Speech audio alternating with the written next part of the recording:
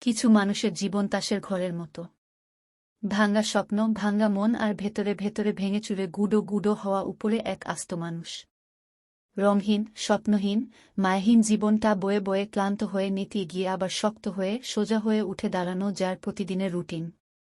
বিশুদ্ধ বাংলায় আমরা তাদের বলি খাঁটি সুখী মানুষ। এই মানুষগুলোর জীবনে ঋতু তো বদলায়, কিন্তু বসন্ত আসে না।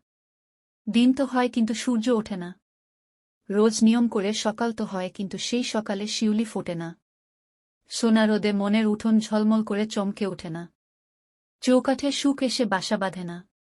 এই মানুষগুলো রাস্তার পাশে অযত্নে বেড়ে ওঠা নয়নতারা বা অন্য ফুলগুলোর মতো। অয়ত্নে ধুলো জমে গেলেও বেড়ে ওঠে নিজের নিয়মে। যত্ন না পেলেও সৌন্দর্য বিলাতে ভোলে না।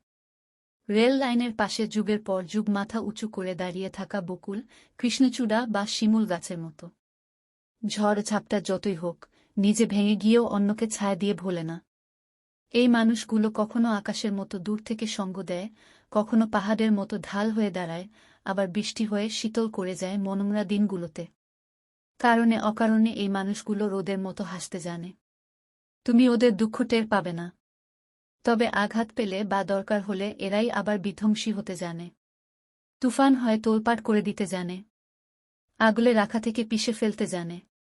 এরা যতটা ভালোবাসতে জানে ততটা ঘৃণা করতে জানে। কাছে টানতে জানলে তাকে নিমিষে দূরে ঠেলতে জানে। এরা আঘাত সহ্য করতে জানে, তবে বেইমানি না। ভুল ক্ষমা করলেও বিশ্বাসঘাতকের ক্ষমা নেই এদের কাছে। এদের জীবনে বেইমানের না থাকে কোনো জায়গা, আর না তো কোনো অস্তিত্ব। এই মানুষগুলোর ঘৃণা আর ভালোবাসা দুটোই অদ্ভুত রকমের ভয়ঙ্কর সুন্দর।